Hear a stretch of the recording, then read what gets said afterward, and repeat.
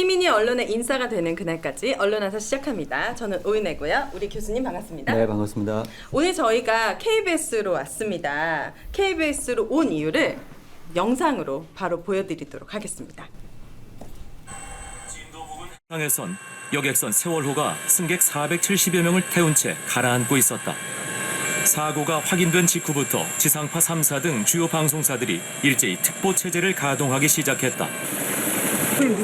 수백 대의 카메라와 기자가 현장에 있었지만 정작 뉴스는 똑같은 화면에 정부 발표만 반복했다.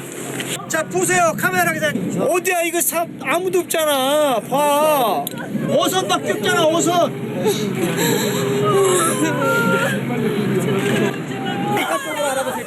가족들은 언론의 왜곡 보도에 항의했다. 올려보세요. 이게 뭐 하는 겁니까 이게? 여러분들은 진짜 정상 그대로를 취재를 해서 그대로 보도를 하란 말이에요. 다 거짓말 치는 거 아니에요 지금 이게. 해경에 대한 비난 여론이 다시 한번 들끓습니다. 해경의 통제로 해군이 구조 작업에 투입되지 못했다는 사실이 드러나면서입니다. 지금 9시 뉴스에 지금 해경이 잘못한 것처럼 그런 식으로 내고 있잖아요. 그렇게 이 해경하고 정부를 이거 두드러 패야지. 그게 맞습니까? 필요는 또 대장이 KBS로 오늘 봤네. 한 번만 더 해주시오. 그리고 이날 재방송이 예정돼 있던 세월호 관련 보도 8건 중 골든타임의 허비를 지적한 기사는 빠졌습니다. 우리 잘못이 아닙니다 이거. 성난 유가족들이 KBS로 모여들었다. 당시 KBS 보도국장의 발언이 논란이 되면서 유족들의 언론 불신에 기름을 끼얹었다. 우리 이래서 온 거야. 이게 말이나 됩니까? 어? 1년 교통사고 사망자보다 300명은 많은 수가 아니래.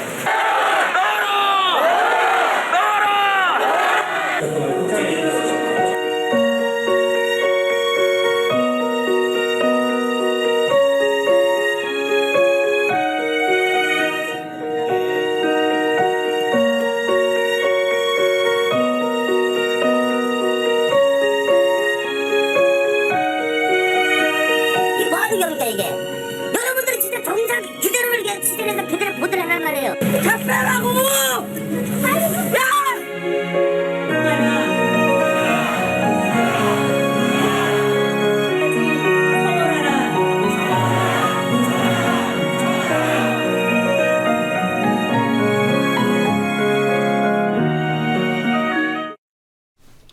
네, 세월호 10주기를 맞아서 KBS 본관 앞에서 오늘 촛불 집회가 열렸는데요. 그리고 올해 2024년도 4월은 세월호 10주기로서 굉장히 특별한 날이고 특별한 한 해인데 이 다큐가 또 불방이 되면서 특별히 KBS에서 저희가 언론화사를 준비하게 되었습니다.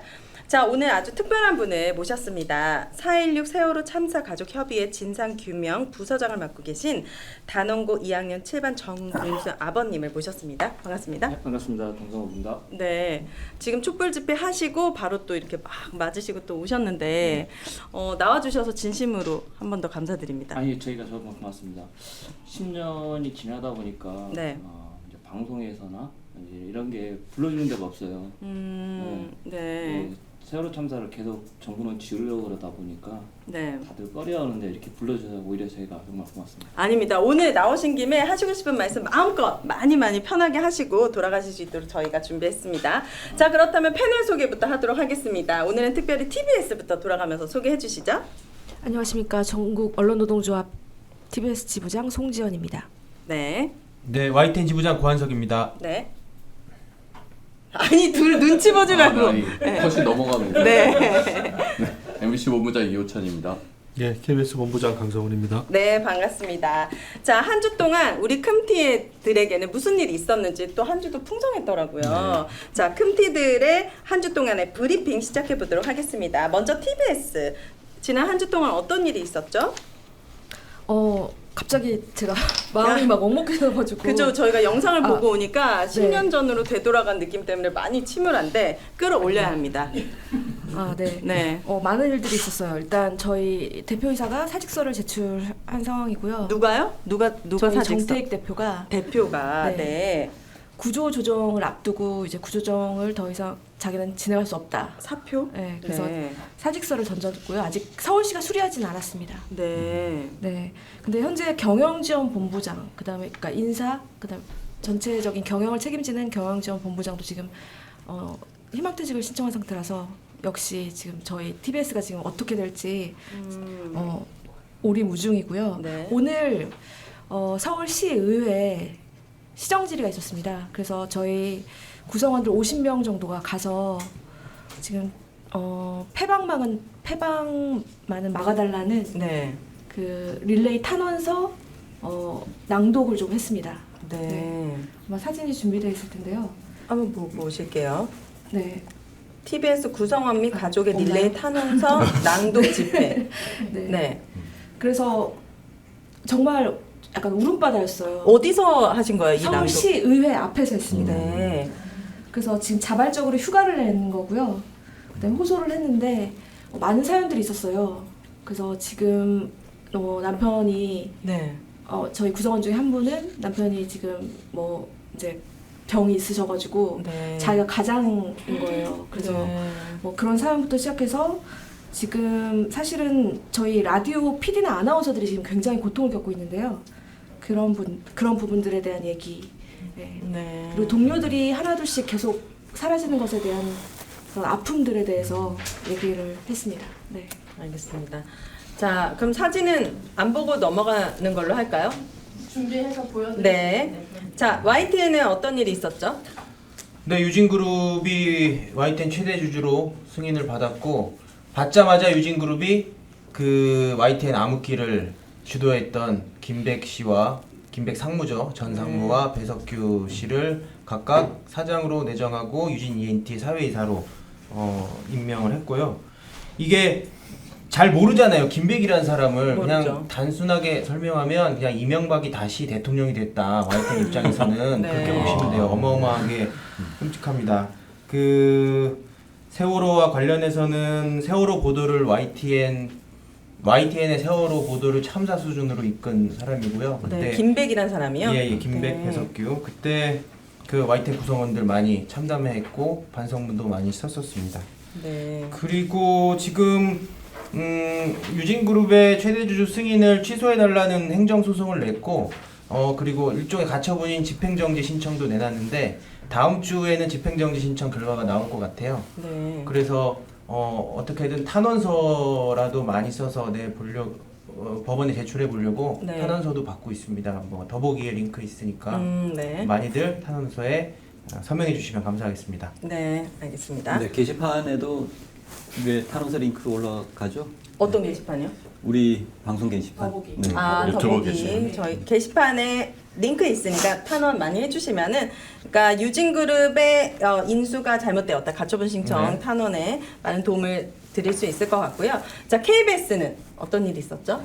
네, 그 오늘 다시 KBS에서 다시 무대를 옮겨서 네. 제가 생방송 하는 점, 또 정성욱 아버님 또 특별 출연해 주시고 계신데요. 참 죄송하네요. 죄송하다는 말씀부터 먼저 드려야 될 것 같고, 세월호 10주기입니다. 그 KBS가 이제 다큐를 이미 한 공정이 40% 정도 진행된 제작을 하고 있는데, 현 지금 사장과 그 최근에 이제 임명된 이재원 제작 1본부장이 네. 4월 18일 예정된 방송을 불방 결정을 지금 통보를 한 상태고요. 그 이유가 너무나 이해가 안 되는 게 네. 총선이 4월 10일이거든요. 그쵸? 4월 18일 오늘하는 동우지 100번 양보해도 그 이유가 좀 설명이 안 되잖아요. 총선하고 무슨 관계가 있습니까? 그러니까요. 세월호 네. 10주기 기억을 하기 위한 우리 다큐멘터리가. 그래서 오늘 그 4.16 연대와 가족협의회 주최로 KBS 본관 앞에서 지금 방금 이제 끝났죠. 촛불 네. 문화제가 있었습니다. 그 논비가 같이 오는 좀 굳은 날씨였어요. 맞아요. 네, 오늘 날씨죠. 예, 네. 오늘 사실 오윤혜님 빼고는 다 참석하고 오셨거든요. 죄송합니다. 네. 예, 네. 뭐 수백 분 시민분들 자발적으로 이렇게 오셔서 같이 촛불 들고 KBS 제작진들이 지금까지 경과를 좀 설명을 드리고 저희는 제가 좀 말씀드리는데 어찌됐건 간에 이 방송 분명히 제작을 완료해서 10주기를 KBS에서 기록할 수 있도록 네. 그리고 그 싸움을 계속 할 겁니다. 네. 그래서 오늘 그 시작이 이제 촛불 문화제였다는 거 좀 알아주시고 상세한 내용들은 오늘 계속 그 내용들이 좀 준비가 돼 있어서 네. 이후에 또 더 상세하게 말씀을 드리겠습니다. 좋습니다. 자, MBC 무슨 일 있었죠? 네, 저희는 또 과징금을 받았습니다. 과징금, 네, 최고 수위잖아요. 이 과징금 징계가. 네, 방통 심의가 내릴 수 있는 징계 중에 이제 최고 수위가 과징금인데, 네. 이제 방심위가 어제 이제 방송 소위를 열고 그것도 이제 여권 추천 3명만 모여서 심의를 했고요. 우리가 뭐 매번 말씀드리지만 당시 바이든 날리면 관련해서 MBC와 똑같은 내용으로 140여 개 언론사들이 보도를 했던 거거든요. 네. 그 중에서 이제 9곳 방송사들을 이제 불러서 의견 진술을 듣고 이제 심의 의결을 했어요. 근데 네.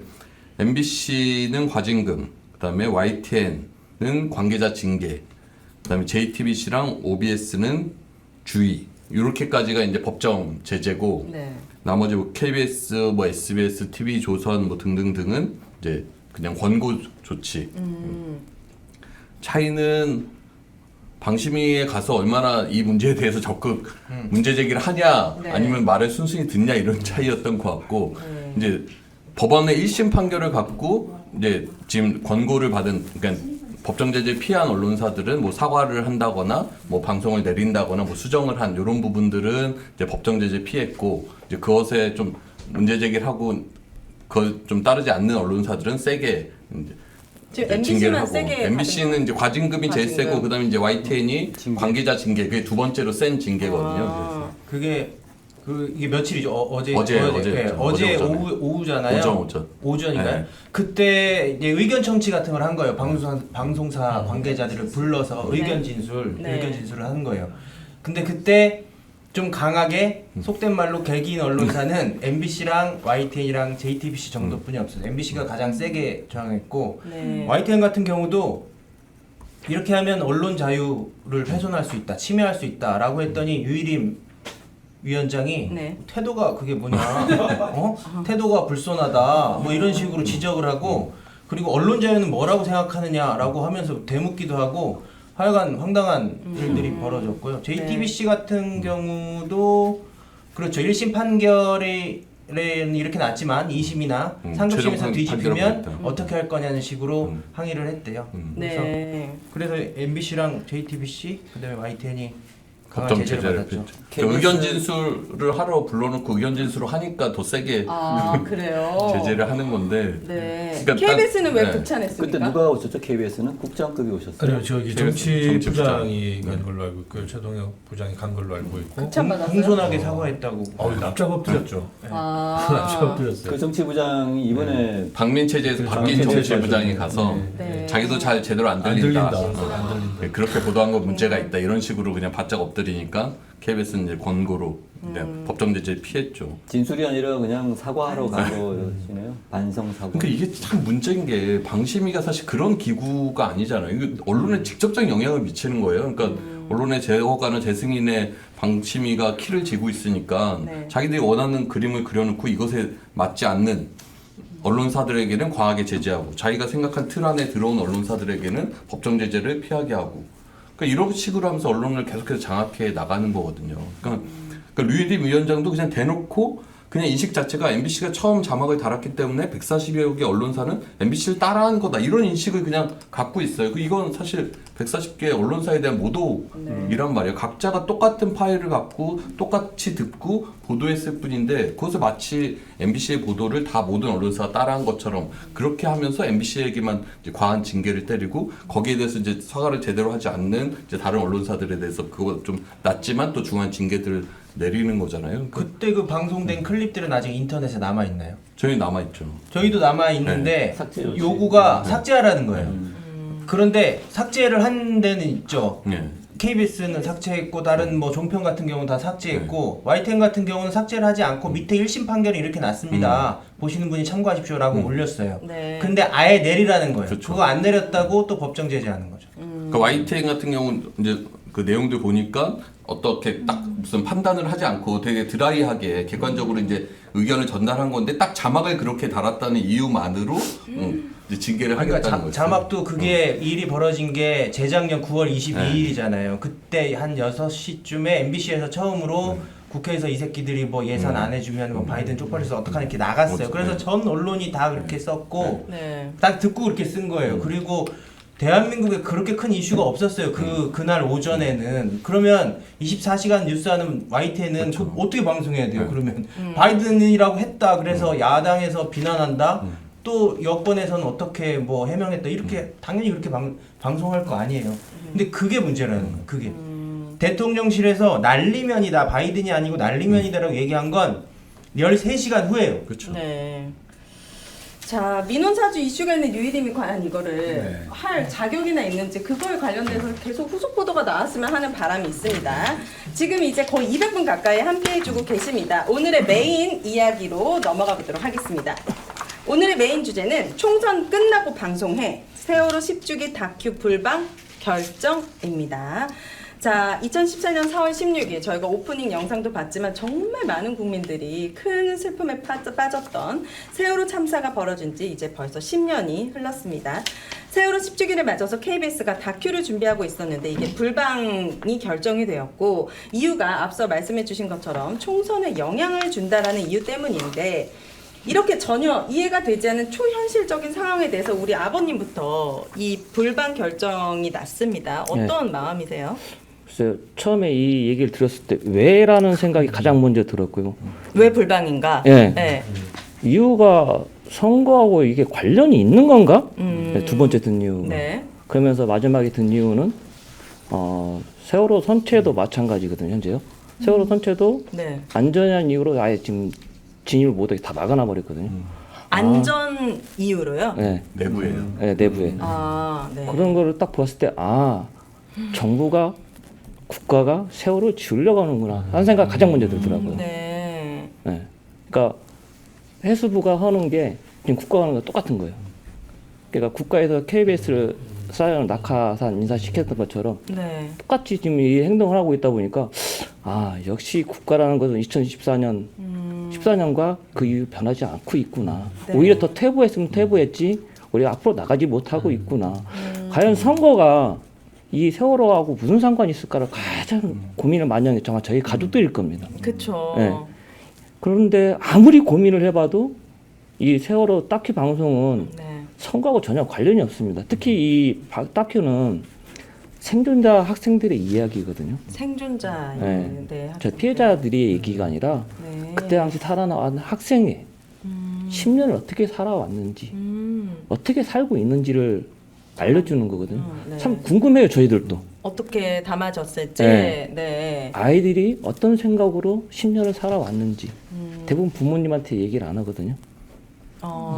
그쵸. 그 속내를 네. 얘기하기가 힘들죠. 그럼 부모들 입장에서는 그게 보고 싶은 거예요, 너무나. 저희는 자식을 얻지만은 네. 또 살아있는 아이들을 볼 때마다 우리 아이들도 저렇게 컸으면은 저런 얘기를 하겠지? 네. 그게 보고 싶은 건데 왜 그것마저도. 막는지를 모르겠다는 거죠. 근데 이게 불방이 된다고 국민들이 세월호를 잊겠습니까? 이건 지울 수가 없는 것인데 세월호 이제 가족분들 입장에서 이거 지우려고 하는구나. 네. 네.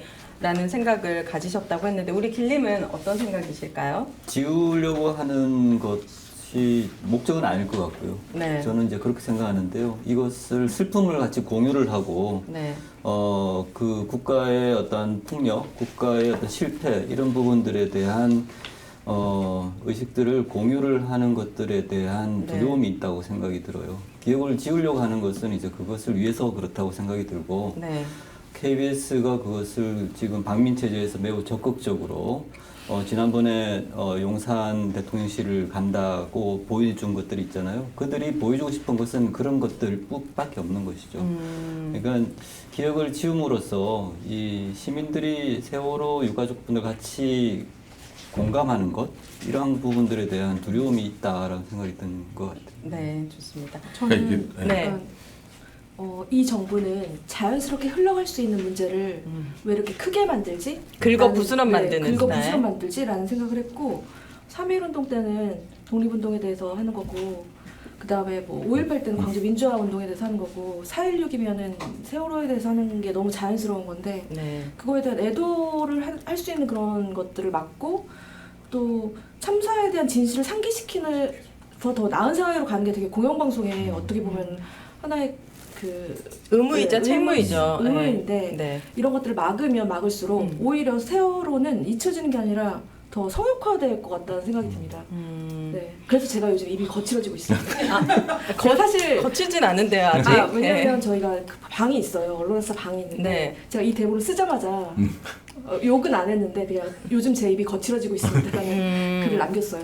화가 납니다. 제가 국가의 기본적인 역할을 하면 다들 국민의 안전이라고 얘기하잖아요. 네. 이 세월호 참사를 다시 10주기로 그러니까요. 추모하면서 만드는 건 국민들한테 국가가 어떤 국민의 안전을 어떻게 책임질 것인가에 대해서 같이 뭐 세월호 생존자의 이야기를 통해서든 그때 당시의 인터뷰를 통해서 그거를 밝히자는 거일 텐데 네. 사람들한테 좀 더 인식을 더 제고시키자는 거일 텐데 네. 그거를 국민의 방송이라고 하는 KBS가 이걸 막는다는 것 자체가 사실 용납할 수 없는 일이죠. 지금 세월호가 목포항에 네, 있습니다. 있죠. 네. 근데 저는 이 뭐 다큐 불방 사태를 보면서 이게 세월호를 대하는 국가 권력의 자세인 것 같아요. 이거는 전 정부 현 정부 가릴 거 없이 그 목포항에 두는 거를 세월호 가족분들이 다 허락하신 건가요? 아니면 거기 있기를 원하시나요? 처음에는 저희들은 안산으로 왔으면 대구도 쪽으로 왔으면 좋겠다는 생각이 있었는데 네. 여건상 그렇지를 못하고 그래서 목포에서 세월호를 목포시가 유치를 하겠다 해서 목포에 두는 걸로 이렇게 결정이 된 겁니다. 그래서 제가 코로나 때 다큐 제작하느라고 그 세월호를 찍으려고 드론을 거기 목포항에서 날렸어요. 그리고 나서 국정원, 해경, 뭐 해군부터 해가지고 온갖 군데서 전화를 받았어요. 그 영상 당장 지우고. 세월호 네. 이게 찍혀가지고요? 네. 아니 거기가 국가보안 보안구역이다 보니까 네. 삼함대 사령부에 먼저 연락을 해서 드론을 띄우겠다 허락을 받아야만이 드론을 띄울 수 있는 공간이에요. 그래서 저는 세월호가 좀 더 공개된 곳에 좀 있어야 된다고 네, 저는 생각을 이전을 할 하거든요. 겁니다. 네. 이전하기 전에 잠시 있는 거죠. 예, 지금 이전. 있는 곳은 목포항이 아니라 약간 거기 신항이 신항. 예. 신항이고 목포항이라고 안 오고 신항이라고 하는데요. 거기서 그 옆편으로 옆쪽으로 이동을 해서 연구 보존 조치가 될 겁니다. 세월호 진입은 언제부터 금지가 된 건가요?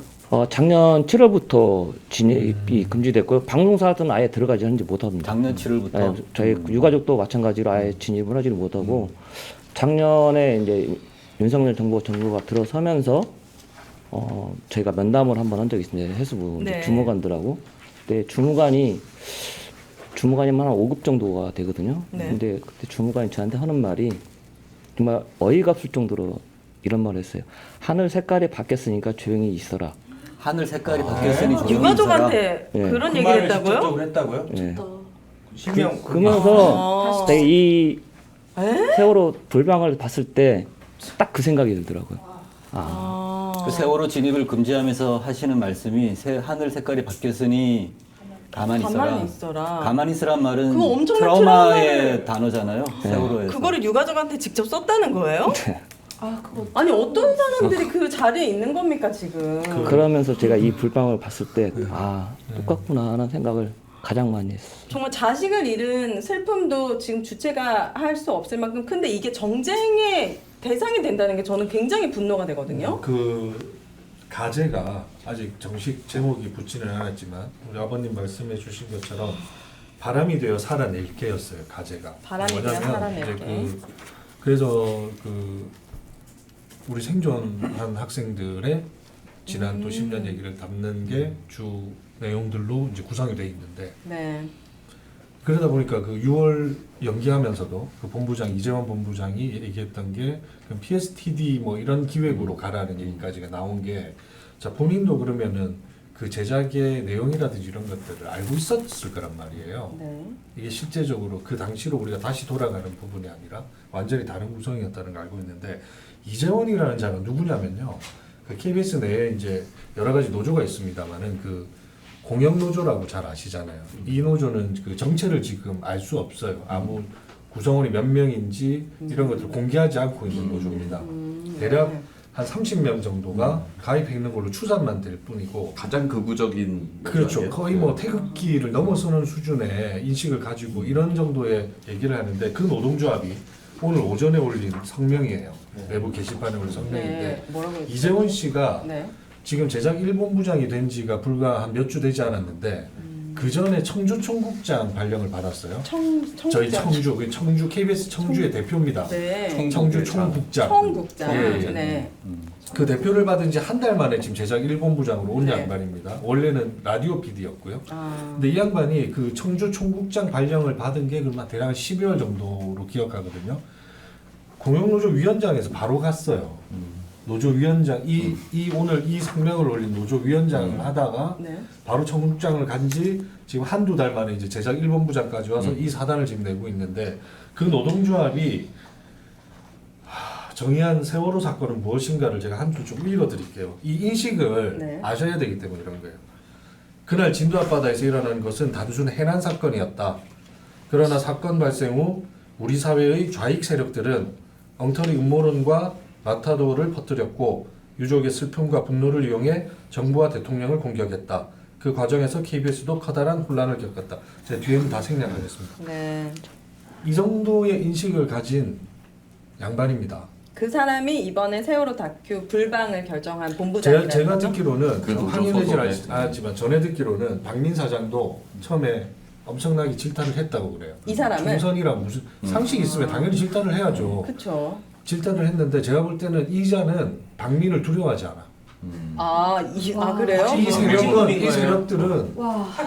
이 세력들은 박민보다 더 앉아요. 박민이나 뭘 두려워하지 않는다. 박민의 자리를 노리는 거 아닙니까? 이재원 그까지는 제가 신임 1본부장은 그러니까 그런 자가 지금 네. KBS의 제작 1본부장으로 있으면서 시사 교양에 앞으로 그러면은 11주기, 12주기는 뭐 어떻게 되겠습니까? 이태원의 2주기, 3주기는 어떻게 되겠습니까? 뻔한 거예요. 근데 용산에서는 이재원 씨 싫어할 것 같아요. 결과적으로 총선에 영향을 더 주게 생겼잖아요. 그러니까요. 자, 그렇다라고 한다면 총선 게임 누가 하는지 키워드 첫 번째부터 만나보도록 하겠습니다. 자, 앞에서 우리 K님께서 세월호 10주기 다큐 제작진이 불방 통보를 예. 받았어요. 일련의 상황들 조금 한 번 더 설명해 주시겠습니까? 예. 네. 그 다큐 인사이트라는 저희 이제 프로그램이 정규 프로그램이 있고요. 네. 그 4월 18일 정규 편성으로 준비가 돼 있던 저기 프로그램입니다. 네. 그리고 이미 그 박민 사장이 취임한 이후 작년 연말에 이미 기획이 다 끝나서 준비가 됐고 아까 제가 공정률이 거의 40% 정도까지 진행됐다고 말씀드리지 않았습니까? 그리고 통상 1년치를 방송국에서 보면 네. 준비를 해요. 대한민국에서 그래도 굵직굵직한 사건들에 대해서 기획을 해야 되는 것들. YTN, MBC 지금 4월 16일에 대해서 어떤 프로그램 준비 안 하고 있을까요?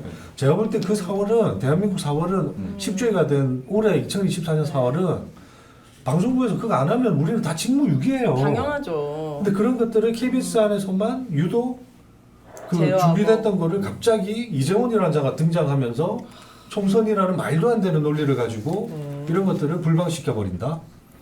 이제 그렇게 이제 진행이 되어 왔어요. 진행이 되어 왔고 예고편도 저희가 통상은 4월 18일 방송이면 보통 뭐 일주일 전부터 이렇게 보통 나가는 게 뭐 그렇잖아요. 총선은 4월 10일입니다. 4월 10일. 4월 18일 그 총선이 끝나고도 일주일 넘는 시간이 지난 그 시기에 도대체 어떤 상관관계가 있는지. 네, 그건 이유가 납득할 수 없다. 그럼요. 네. 저는 좀 이게 3일 곧 3일짜리 텐데 혹시 그거에 대해서도 혹시 불방 있다는 생각이 드는 게 독립운동가들. 네, 독립운동가들 좀 일본에 좀 잘 보이려고 또 거기까지 가지 않나 이런 생각까지 사람들이 좀 할 것 같아요. 제가 너무 나갔나요? 저는 약간 대통령의 심기를 생각을 하나 혹시 심기 경우. 네. 네. 그러니까 총선 이후에 뭐 상황이 어떨지 모르겠지만 대통령이 뭔가 기분 좋지 않은 상황에서 네. 또 뭔가 이태원 참사를 상기시킬 세월호 참사를 뭔가 KBS가 뭘 다루는 것 자체에 대해서 자체적으로 뭔가 머리를 굴렸나는 생각이 잠깐 들었는데 네. 이런 인식이면 이런 사람들의 이 사람 머릿속에는 세월호는 절대 다루면 안 되는 네, 그냥 보도에서는 안 되는 안 되는 사안이라고 생각하는 되겠고. 사람인데 그냥 총선은 핑계를 댄 거 아닌가. 근데 이게 총선에 영향이 있냐 없냐는 사실 문제의 본질은 아니겠죠. 이게 이제 총선에 일단 공영 방송이 개입을 했다는 자체가 근본적으로 문제가 되는 것 같고 이게 편집의 기준이 편성의 기준으로 작용을 했다는 거잖아요. 편성의 기준이 어떤 정치적인 어떤 조건으로 편성에 영향을 준다. 이 자체가 편성 기준이 위배가 되는 거잖아요. 내부 편성 기준에 그런 게 없다고 저는 알고 있습니다. 편성 기준 가장 중요한 것이 독립성이거든요. 이제 그런 부분을 완전히 무시하고 이것을 편성 기준으로 삼았다는 것, 그게 가장 큰 문제일 것 같고, 두 번째는 이게 정치적인 개입의 소지가 있지 않나라는 부분이 더 큰 문제일 수도 있다라는 것 같아요.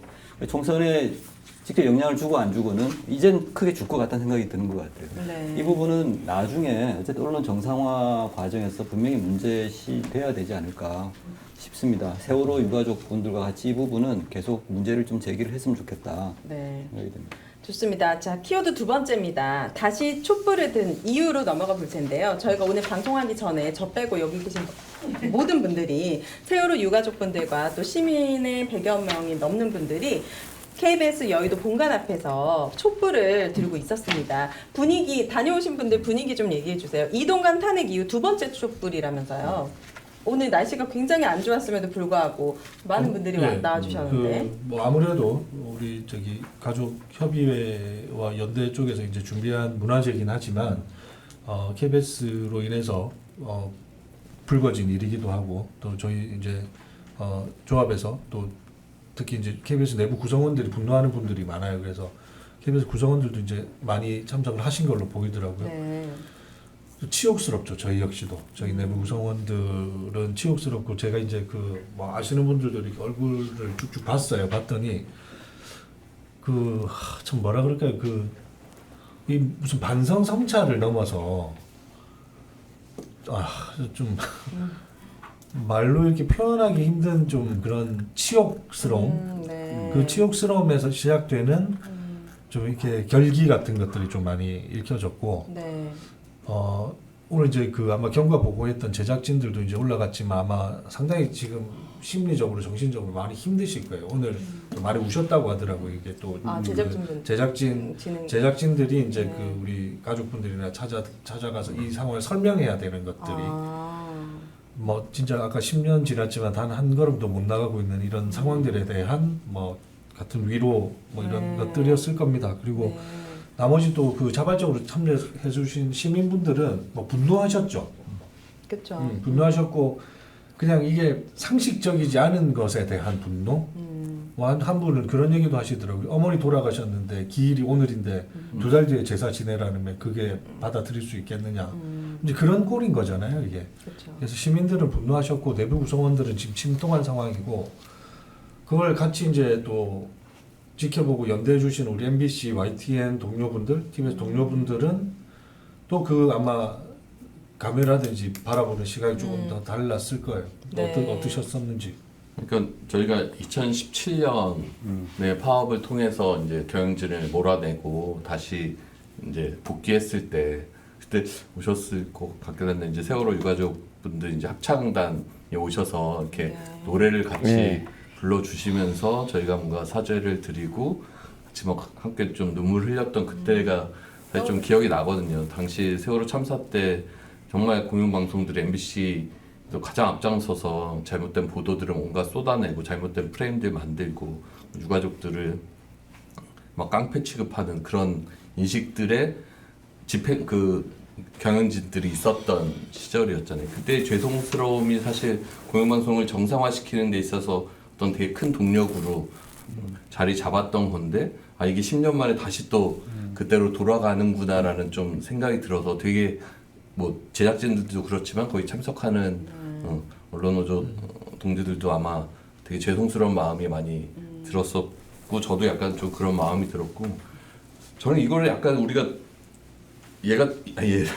이 분이 처음에 무슨 총선의 영향 이래서 총선 이야기지, 이게 사실 총선 전에 나가야 되는 아이템이에요. 총선이냐 아니냐를 상관없이 나가야 되는 아이템이잖아요. 이 세월호 참사를 10주기를 다루는 것 자체를 정치적으로 해석하는 프레임 자체가 사실 문제가 있는 거 아니에요. 근데 심지어 그 총선 전에도 나가야 될 사안인데 그렇지 않고 총선 후에 끝나는 것까지 이렇게 이야기하는 게 말이 안 돼서 그렇지, 이게 약간 국민의 안전의 문제를 다루는 거를 정치적으로 해석하는 이 행위들 자체가 유가족들에 대한 예의가 아니다라고 생각이 들어요. 저는 아무래도 제작하는 입장에서 봤을 때 이 세월호 그때 단원고 생존자 친구들이 지금은 10년 정도 지나서 직업인이 됐을 것 같은데 이분들을 설득해가지고 애쓰게 인터뷰를 하고 그들의 속마음을 카메라에 담았을 텐데 네. 이거가 나가지 않는다라고 제작진이 유가족들 그리고 그 실제로 인터뷰에 참여한 친구들한테 말해야 될 거 아니에요.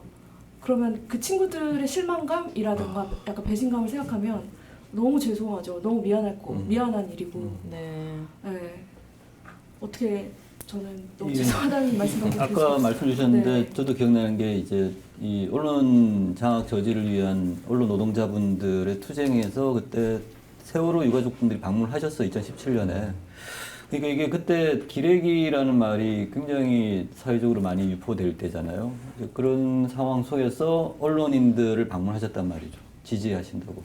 그때 이제 이런 말씀을 하신 게 이제 좀 있는데, 유경근 당시 이제 집행위원장이 이런 말을 하셨습니다. 파업이 성공하고 공정 언론을 따낸 뒤 공부하고 분석하고 비판해야 한다. 기계적 중립성 뒤에서는 숨지 말아 달라. 이 말씀을 전달하러 오셨다고 하셨어요. 그러니까 이 언론에 대한 유가족분들의 되게 애절한 어떤 바람들이 있는 것 같아요. 지금 오늘 이제 또 다시 이제 언론 장악 저지를 위한 노동자들과 유가족분들이 다시 만나셨는데, 이번에는 정말 이러한 염원들이 좀 실현이 됐으면 좋겠다는 생각이 좀 드는 것 같습니다. 유가족 입장에서는 그 네. 사고 당시에 언론으로 인해서 가장 크게 상처받았거나 피해 보신 게 있다면 어떤 게 있으셨을까요? 아까 그 사회자가 집회 때 4월 16일 하면 가장 뭐가 생각나냐고 물어보시는 대목이 있었어요. 네. 근데 그분은 그 오보라고 하는 얘기를 했는데 네. 저는 죄송스럽게도 저는 오보보다 더 큰 게 하나가 더 있습니다. 여기 지금 KBS로 와서 또 KBS 얘기를 해야 되는데 네. 4월 18일인가 처음에 이제 5명의 아이들이 처음으로 구조가 됐습니까? 아니요. 아, 죽음으로 해서 육상에 올라옵니다. 네. 그날 10시 정도가 됐을 때예요. 네. 이제 가족들이 그 아이들을 보겠다고 이제 올라온 걸 막고 있었고, 네. 확인하자는 이 이제 실랑이가 벌어지고 있는 가운데, 죄송스럽지만 KBS 카메라를 메고 있던 기자분이 네. 그럼 확인하시죠 그러더라고요. 그러면서 그 면포를 네. 열었거든요. 저는 그게 가장 현재로서는 기억이 남습니다. 그때를 저는 평생 잊을 수가 없어요. 아니 그 기자가 그 명포를 얻을 그 권리가 있는 사람이에요. 왜 그 사람이 그러니까 그때 이제 유가족보다 더 가족들하고 해경하고 막 실갱이를 하고 있다 보니까 네. 그걸 모르겠어요. 그러니까 단독인지 특종을 갖고 싶었던 건지 그것을 그렇게 열므로써 그 아이들 5명이 있는 그대로 모습으로 방송에 나가요. 방송에 나갔어요. KBS 방송에요. 나왔는지 안 나왔는지는 모르겠어요. 네. 방송 그대로 찍었기 때문에 카메라맨이. 네. 저는 그게 가장 기억에 남거든요. 그게 저희가 뭐 오보 말씀도 하셨고 방금 뭐 취재 윤리 부분도 그런 것들이 당시 그 우리 현장에는 다 실종된 상태였죠. 그래서 사실 저희도 언론으로서 그 성찰이 시작됐던 게 이제 기레기라는 얘기들을 네, 그때 이제 처음 듣게 됐던 거고, 네. 그 부분 뭐 지적하신 분 누군지는 모르겠으나 네. 저희 정말로 할 말이 없는 거죠 저희한테. 근데 또 반대로 MBC는 지금 여기 서울 방송이 아니라 뭐 이런 얘기도 될지 모르겠지만 목포 MBC. 네. 목포 MBC는 네, 목포 MBC. 10년 동안 한 번도 안 빠지고 네. 이 세월호 방송을 계속 밑에서는 내줬어요. 목포에서. 네. 네. 그게 저희한테는 가장 큰 위안이 됐어요. 구조가 안 됐다고 첫 방송을 오늘도 했던 데가 거기죠? 목포 MBC고 그렇군요. 위에서는 방송이 다 잘리지만은 그나마 목포나 광주는 10년 동안 한 번도 끊이지 않고 가족들이 이것 좀 해주셨으면 좋겠습니다 하면은 항상 방송을 내보내줬어요. 그렇군요. 그래서 그 기자와 신문 10년째 친분을 맺고 있는데 네. 정말 이렇게 고마울 수가 없어요. 오히려 반대로 또. 그렇네요. 그 수많은 기레기들 중에서도 참 기자, 언론인들 한두 분만 계셔도 이렇게 유가족분들이 위안을 얻고 힘을 얻고 살아갈 수 있습니다. 여기 네 분은 참 언론인이 되실 거라고 믿어봅니다. 자, 다음 주제로 넘어가 보도록 하겠습니다. 세 번째 키워드는 오보 참사에서 불방 참사로까지 이어졌습니다. 자, 2014년 전원 구조 오보 사태를 모두들 다 기억을 하실 텐데 왜 이렇게 공영 방송들은 이 잘못된 정보를 확인도 안 하고 속보로 띄었는지 이게 되게 궁금하거든요. 그리고 말씀해주신 대로 기레기라는 용어가 등장한 것이 세월호 참사 때부터 라고 합니다. KBS, MBC, YTN 등 세월호 보도 지침이 따로 있었는지 그때 당시를 회귀해봤을 때 무엇이 가장 문제였는지 각자 말씀해 주시죠. YTN부터. 제가 그때 4월 17일부터 팽목항에 내려가서 보도를 했거든요. 그리고 나서 한 달 정도 있다 올라왔어요. 그런데 그때 이후에 YTN 보도는 뭐에 초점을 맞췄냐면 그 유병헌 씨라고 구원파가 있어요. 아, 네. 세월호의 주인이 누구냐? 맞아요. 맞아요. 그 사람들 추적하는데 YTN은 온 힘을 쏟았어요. 근데 사실 세월호 참사가 우리한테 주는 의미는 국가의 부재거든요. 그때 4월 16일 날 저는 야근하고 집에 들어왔는데 세월호가 기우뚱한 상태에서 YTN 특보에 들어간 상태였어요. 네. 저는 거기서 사람이 죽을 거라고는 상상도 안 하고 편하게 잤어요. 네, 다 구조될 거라고 우리 다 믿었었죠, 국민들은. 네. 본질은 그 세월호의 주인이 누구고 그 주인이 돈을 얼마 남겼고 그게 아니고 왜 구조를 못했냐는 거예요. 그때 왜 아무도 네. 구조하지 않았느냐. 그게 그때 국가는 본질이죠. 어디 있었느냐가 핵심이었죠. 근데 그거 추적하지 않았어요. 언론들이. 네. 그 유병헌. 유병헌 그거는 보도 지침이 내려온 겁니까? 왜 그렇게 YTN은 유병헌에 초점이 맞춰져 있었던 건가요? 당시 YTN뿐만이 아니라 예. 전 언론이 다 그렇게 프레임이 그쪽으로 확 바뀌었죠.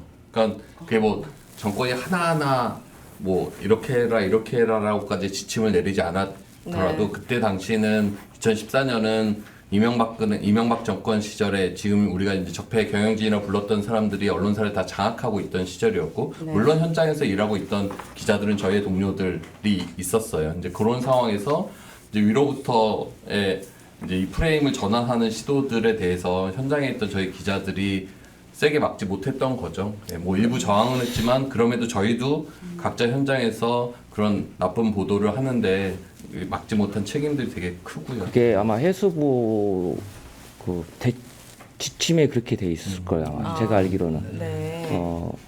사건은 사건으로 막아라.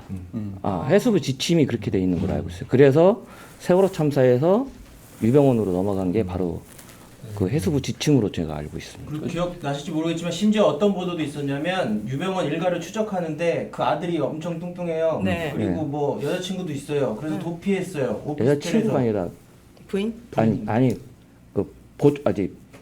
보디가드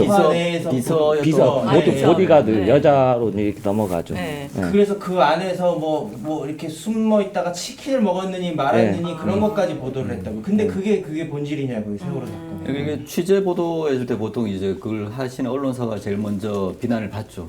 근데 취재 보도도 사실 이게 시스템적으로 움직이는 거잖아요. 그러니까 이 당시 세월호 때는 정부가 굉장히 해수부를 통해서 그리고 이제 경찰을 통해서 조직적으로 취재나 보도 정보를 통제를 심하게 했던 때였던 걸로 알고 있어요. 이제 네. 그런 상황에서 좀 제대로 된 취재보도 힘들었던 부분이 있는데 이게 이태원 때도 그대로 반복이 되죠. 진상규명을 그렇게 법을 해서 요구를 한데도 그걸 막고 있지 않습니까? 네. 그러니까 취재보도가 사실은 정부 시스템에서 이렇게 차단될 때는 뚜렷한 한계가 나타나는 부분도 있다. 네. 라고 가장 중요한 게 단원고 교장 선생님이 죽은 위치를 아무도 모른다는 거예요. 취재는 했어요, 기자들이. 근데 취재에 대한 기자들한테 위치가 정확히 어느 나무냐고 물어보면은 네. 아무도 모른다는 거예요. 그럼 그거는 모르는 거예요, 아니면 말을 안 하는 거예요? 아니 몰라요, 솔직히 진짜로. 아. 어디서 어떻게 죽었다는 것만 알고 있는데 아. 그 나무가 어떤 나무냐 가서 현장에 가서 물어보면 아무도 모른다는 거예요. 아, 단원고 교장 선생님이 극단적인 선택을 네. 하셔서 돌아가셨군요. 네. 근데 어디서 돌아가신지를 모르는 거예요? 네. 이 정확히 위치를 아무도 몰라요, 기자들이. 네. 그런 거 보면서 저는 아니 제가 이제 진상규명 쪽에 있다 보니까 네. 이제 알고 싶은 거예요. 그쵸. 그래서 모프 MBC나 이제 가까운 기자들한테 물어봤는데도 네. 아무도 모른다는 거 이런 게. 그러니까 사건에서 사건으로 계속 연가가 가다 보니까 그냥 계속 보도하고 넘어가는 거예요, 그냥.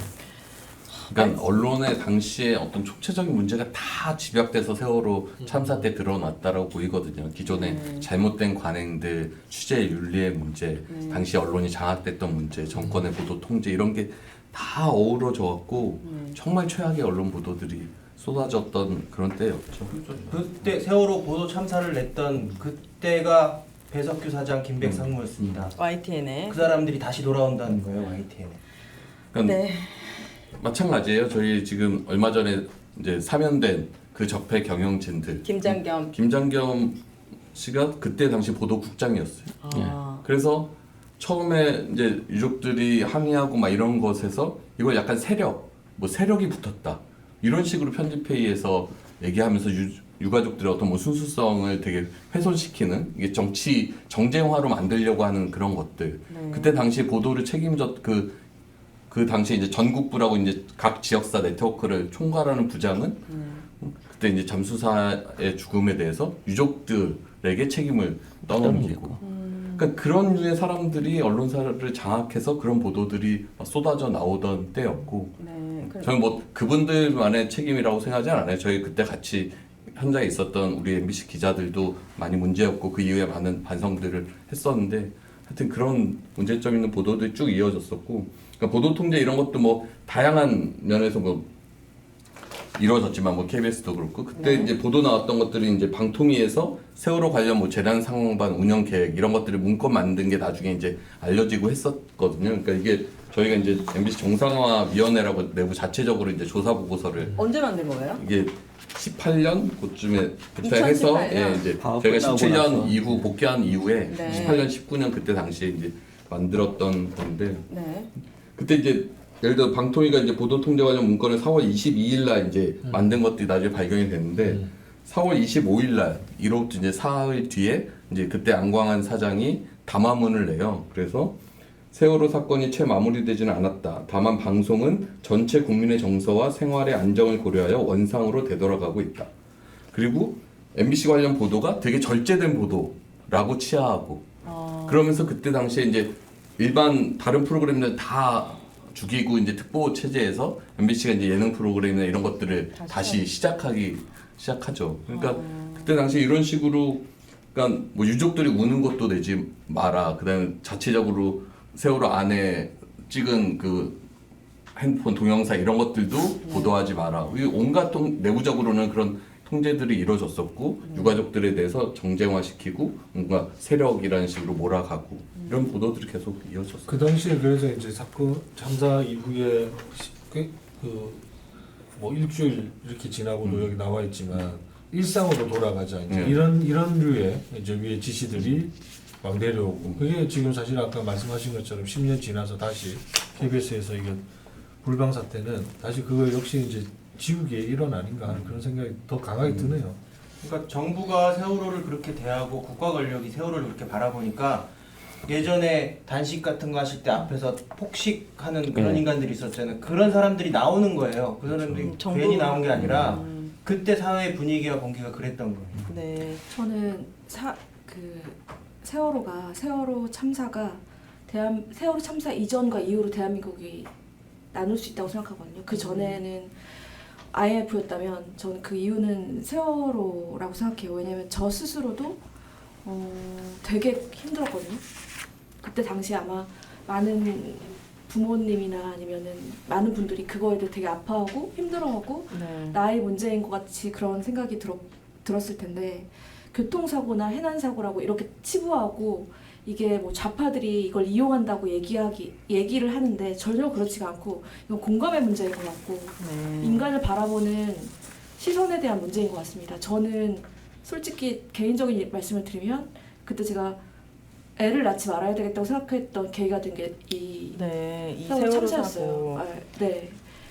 그 정도로 사회에 굉장히 큰 충격과 영향을 준 사건이었다고 저는 세월호도 마찬가지고 이태원 참사도 마찬가지고 이 사고에 저는 공통점이 있다고 생각하는데 우리가 자연재해라든지 아주 정말 인간이 어떻게 할 수 없는 상황에서 많은 인명피해가 났다라고 한다면 그건 우리가 받아들여요. 근데 이거는 구할 수 있었고 막을 수 있었던 너무나 인간 상식이라면 막을 수 있었던 사고를 방치한 거니까 그래서 많은 분들이 분노하셨고 그거를 수습해가는 과정에서도 너무 폭력적이었기 때문에 많은 분들이 여전히 분노를 하고 많이 슬퍼하시는 것 같습니다. 자, 그렇다면 마지막 키워드로 넘어가 보도록 하겠습니다. 다큐 제목이기도 하고 아까 광채님이 남겨주셨는데 바람이 되어 살아갈게는 세월호 생존자의 출판 도서 제목이기도 하다고 해요. 바람과 함께 살아낼게 다큐 제목으로 넘어가 보도록 하겠습니다. 자, 세월호 10주기 다큐 유가족분들에게는 어떤 의미일까요? 글쎄요. 그러니까 이 다큐가 어떤 모습으로 방송이 될지는 아직 저희는 감을 못 잡겠어요. 네. 다만 생존자 학생이 10년을 어떻게 살아왔는지 그 속마음을 알 수 있는 유일한 저희한테는 기회였는데 이 기회가 날아가다 보니까 같은 부모 입장으로서 그러니까 저는 자식을 잃었고 자식을 살아있지만 속마음을 얘기하지 않는 부모예요. 서로 상반된 모습을 가지고 있거든요. 네. 네. 그런 모습을 서로 이해할 수 있는 가장 중요한 하나의 다큐멘터리라고 저는 생각을 해요. 네. 근데 이게 사라지니까 계속 이 상반된 모습은 계속 갖고 갈 수밖에 없다는 거죠. 살아있음으로써의 속마음을 아버지한테나 엄마한테 얘기할 수 없을 때. 그러면 그 아버지는 몰라. 근데 우리는 이 학생의 속마음을 알고 싶어. 이런 게 이렇게 대립되는데 이게 저희한테는 어떻게 되면 트라우마를 극복한 하나의 중요한 열쇠일 수도 있어요. 저희가 3월 4일만 되면은 이 트라우마라고 얘기하는데 이게 엄청 많은 스트레스를 받아요. 저도 불과 지금 한 달 동안 병원에 있다 나왔거든요. 네. 나온 순간 지금 이게 터진 건데 이 3월 4월만 오면은 더 힘든 거예요. 이게 시간이 지나면 이게 약해진다는데 오히려 반대로 시간이 지나니까 네. 더 생각이 나고 더 힘들어지는 거예요. 근데 그것을 극복할 수 있는 게 계속 이 세월호 방송이 나와서 트라우마에 관한 거라든지 진상규명에 관한 거라든지 계속 얘기해 줌으로써 그 부모들은 그걸 보면서 한 발 한 발씩 나갈 수가 있거든요. 앞으로 아이들도 나갈 수가 있는 거고. 그런데 그것을 못하게 막으면 막을수록 재난편사 피해자들은 네. 더 깊이 숨을 수밖에 없는 거고 더 많은 스트레스를 받고 더 힘들어지는 과정을 받고 있는 거예요. 그 유가족분들은 이 세월호 이후에 진상규명이 제대로 이루어지지 않았고 네. 처벌을 아무도 제대로 받지 네. 않았고 이런 과정 때문에 더 트라우마가 커지고 힘드신 그거에 가장 크겠지만은 네. 두 번째로 큰 것은 바로 생존 학생들 아이들의 갖고 있는 그 트라우마를 저희가 이해를 못한다는 게 가장 아픈 거예요. 왜? 전혀 얘기할 수 있는 거리가 없어요. 네. 저는 KBS 시청자위원회가 지금 바로 움직이셔야 된다고 생각됩니다. 왜냐하면 네. 이거는 시청자위원회 권한이 있거든요. 편성과 방송 프로그램 내용에 대한 시정을 요구할 권한을 갖고 있어요. 시청자위원회는. 네. 지금 이제 유가족 분께서 말씀하셨던 이런 부분은 이 유가족의 권리가 아니라 시민의 당연한 권리입니다. 사실은 그들의 어떠한 치유에 대한 기회를 공개방송 제공을 해야 되거든요. 네. 시청자위원회는 분명히 이 부분을 시정 요구를 하셔야 되고 또 다른 권한이 더 하나 있어요. 뭐냐면은 담당자를 이렇게 불러서 어떠한 이야기를 듣고 그 원인에 대해서 청취할 수 있는 권한이 있어요. 시청자위원회가 실질적인 권한이 있습니다. 그렇기 때문에 이 부분은 시청자가 같이 나서줘야 된다고 생각이 들어요. 내일 박민 사장님 면담이 있으시다고요? 네, 면담 일단 잡혀 있는 거라. 갑자기 아까 저 발언하기 전에 그 얘기를 연락을 네. 받았습니다. 갑자기. 그래서 기자회견 전에 면담을 좀 하자. 네. 이렇게 얘기를 좀 전해드렸습니다. 네. 왜 이렇게 만나자고? 그러니까 그 이유까지는 아직 모르겠어요. 갑자기 그렇게 연락만 좀 방금 받았기 때문에. 네. 4월에 예정대로 다큐는 방영이 되어야 된다고 생각합니다. KBS 내부에서도 열심히 싸워주시고 보니까 언론이 이 10주기 다큐 불방 사태에 대해서 대부분의 언론이 보도를 하지 않고 있다고 합니다. 민원연의 모니터링 결과 경향 한겨레 한국일보 네. 정도만 지금 보도를 하고 있는데 KBS는 방민 때문에 그렇다 치더라도 MBC 그리고 YTN은 언론시민단체 19일 규탄 의견 2번 보도했고 어떻게 된 건가요? 더 적극적으로 MBC는 보도할 생각이 없으신지 이거 큰 문제잖아요. 해야죠. 그러니까 네. 저희가 뭐 인터넷 기사나 이런 걸로는 다루고 라디오에도 어제 보니까 그 권수표 뉴스 하이킥에 이제 박래군 상임에서 출연해서 네. 이런 상황을 좀 이제 말씀을 하셨어요. 근데 이제 아직 메인 뉴스데스크에서는 아직 못 다룬 것 같아요. 그래서 이게 좀 파장돼 보면서 내부적으로도 계속 요구하고 네. 그렇게 하도록 하겠습니다. 알겠습니다. 자, 2014년 4월 16일 세월호 참사는 대한민국의 많은 것을 바꿔놨습니다. 지난 10년간 그날을 기억하며 반성하고 성찰했던 시간이 무용지물이 될까봐 굉장히 두려운데요. 앞으로 이런 꼴을 안 보려면 우리가 무슨 노력을 하면 좋을까요? 사실 저희 언론사가 긍정적인 어떠한 변화를 만들어내고 있는 것 중에 하나가 어떻게 하면 이 언론 종사자와 시민들이 만날 수 있는지, 그래서 언론을 위한 언론이, 시민을 위한 언론이 무엇이 되어야 되는지를 사실은 밝혀나가는 게 되게 중요하다고 생각들거든요. 네. 많은 시민들이 기레기는 버리자, 뭐 유튜브나 우리 언론만 살리자.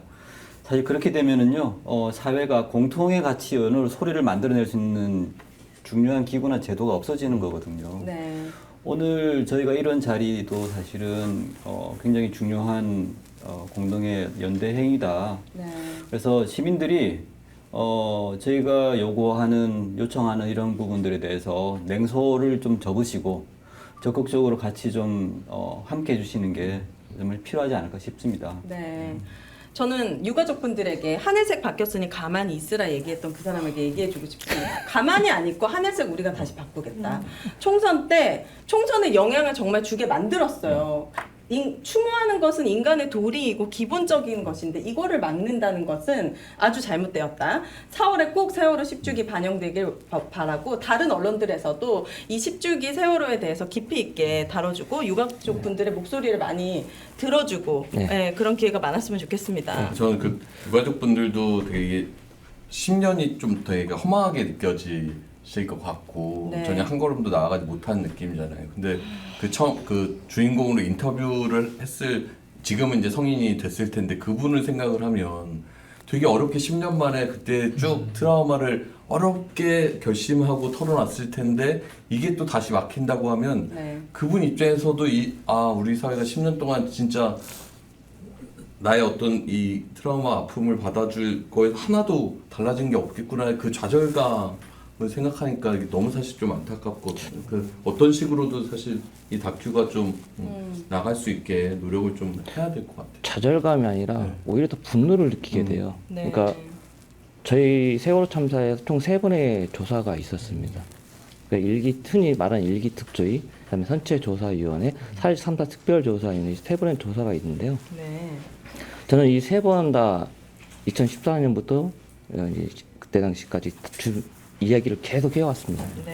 근데 이 조사 하나가 끝날 때마다 똑같은 일을 계속 반복을 했어요. 좀 3번에 반복을 했는데 처음에는 이렇게 하면 되겠지, 희망을 가지고 이 얘기를 해요. 근데 무산이 되잖아요. 엄청난 분노를 받아요. 근데 다음에 또 조사위가 생겼어? 또 같은 얘기를 또 해줘요. 이번엔 되겠지.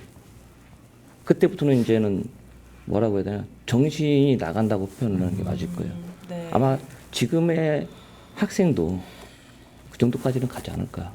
더 이제 큰 트라우마, 더 많은 충격이 좀 몸으로 가해졌을 거예요, 아마. 이렇게 되면은. 그러니까 이것을 해소할 수 있는 길은 KBS가 이것을 그대로 방송을 하는 겁니다. 그래야만이 그 학생이 큰 하나의 덩어리를 반이라든지 좀 지울 수 있는 이런 계기가 될 것 같습니다. 좋습니다. 이 공기를 만드는 게 중요한 것 같아요. 추모를 자연스럽게 우리가 하는 것, 아픔에 대해서 같이 공감하고 연대하는 것, 그게 너무 자연스러운 공기를 만드는 것. 우리 송지현 지부장님은 계속 지금 눈물을 계속 흘리고 계신데 너무 많이 속상해하고 계셔가지고 아무튼 이렇게 힘들지만 많은 말씀 해주셔서 감사하고요. 고맙습니다. 오히려 불러주셔서. 아닙니다. 저는 진짜 그 이태원 유가족분들도 그렇고 언론인들을 만나면 오히려 더 감사하다는 말씀을 많이 해주시는데 이게 솔직히 더 마음이 아픈 것 같아요. 이분들의 얘기를 들으러 다니셔야겠죠, 우리 언론인 분들. 그리고 언제든 찾아주시고 많이 목소리가 퍼질 수 있도록 노력하겠습니다. 그리고 이렇게 유가족분들에 대해서 같이 아픔을 공감하는 시민분들이 저는 훨씬 많거든요. 90%는 되지 않을까요? 그렇기 때문에 힘내주시고 함께하도록 하겠습니다. 그리고 저희가 4월 16일 딱 10주기입니다. 그러나 많은 방송을 좀 저희가 다시 한번 부탁 말씀을 좀 드리도록 하겠습니다. 네. 10주기라고 해서 부탁 말씀 드리는 게 아니라 10년이 지났지만 여전히 세월호는 진행 중이라는 걸 좀 알리고 싶습니다. 네. 그래서 많은 취재와 방송을 좀 부탁드린다는 말씀을 이 자리에서 다시 한번 하고 싶습니다. 내일 박민 사장 만나시면 그런 말씀 좀 되게 좀 많이 해주시면 혹시나 박민 사장이 쉽진 않겠지만 네. 아니 이미 총선에 깊이 개입하고 있고 좋지 않은 영향을 미치고 있으니 정부 여당에 꼭 방영을 하는 게 좋을 것이다. 네. 자, 시민 촛불 매주 수요일마다 열릴 예정입니까? 네, 그렇습니다. 어디서 열리죠? 어디서 열리죠? 시민 촛불. 집에서 촛불 들면 될까요? 어떻게 소개 좀 해주시죠? 일단 다음 주 수요일도 오늘 열렸던 KBS 본관 앞에서 본관 앞, KBS 본관 앞 7시부터 7시부터 다시 열 예정이고요. 네. 그리고 이제 뭐 오늘은 날씨가 매우 안 좋았지 않습니까? 그래서 네. 많은 분들 오셨고 또 내일 또 면담도 하신다고 하고 네. 일주일 상간에도 어떤 흐름들이 나타날지는 모르겠습니다만은 저희는 어찌 됐건 간에 꼭 약속드리고 싶은 게 예정됐던 날짜의 방송을 온에어시킬 수 있도록 네. 또 내부에서 할 수 있는 네. 모든 싸움들을 다 해나가겠습니다. 자, 촛불에 직접 오시지 못하는 분들은 다큐 방영을 촉구하는 시청자 청원 게시판 서명으로 참여가 가능합니다. KBS 홈페이지 시청자 센터 메뉴에 들어가시면 시청자 청원 있습니다. 여기에 세월호 참사 10주기 다큐 4월에 방영하라 여기 청원을 클릭해서 동의를 표시해 주면 되고요. KBS는 청원이 게시된 날로부터 30일간 1000명 이상의 동의를 얻은 청원에 대해서는 관련 부서 담당자의 답변을 해야 되기 때문에 많은 분들이 힘을 실어주시면 좋을 것 같고 YTN도 더보기란에 김백이 컴백하지 못하도록 탄원서 받고 있습니다. 네. 많은 분들이 여기 탄원서 그리고 YTN 와주라 운동도 많은 신경 써주시면 좋을 것 같습니다. 뭐죠? 언론화사 방송을 하는 동안 시청자 청원이 1000명을 넘었습니다. 됐지만 더 네. 많은 시민들이 참여 좀 청원이 더 올라오면 좋겠죠. 네. 우리가 박수 친 걸 지금 시청자분들 들으셨나요? 왜 박수를 쳤는지? 지금 박수 친 이유가 1000명이 넘었다고 합니다. KBS 청원 게시글에 1000명이 제가 넘었으니까 방송하는 중에 1000명이 넘었다. KBS에서는 이제 답변을 해야 될 의무가 생긴 것이고. 네. 좋습니다. 시민이 언론이 너무 중요한 것 같아요. 그죠? 네. 네, 언론이 많이 알리고 진실을 알릴 수 있도록. 언론이 중요한 것은 네. 특종, 단독을 보도하는 게 아니라 네.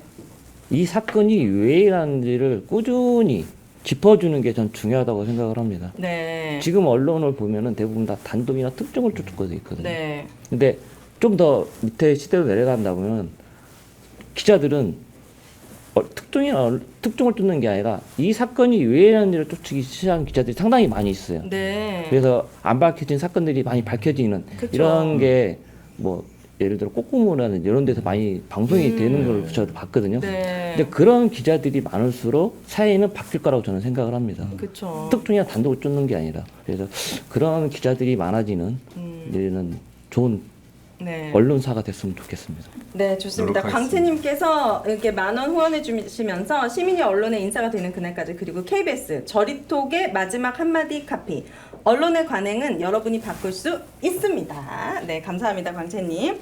자, 오늘 많은 분들이 200분, 250분 넘게 함께해 주셨습니다. 많은 분들이 함께해 주셔서 진심으로 감사드리고 저희는 다음 주 수요일 8시에 어김없이 돌아오도록 하겠습니다. 감사합니다. 여러분 좋아요 많이 눌러주세요. 고맙습니다.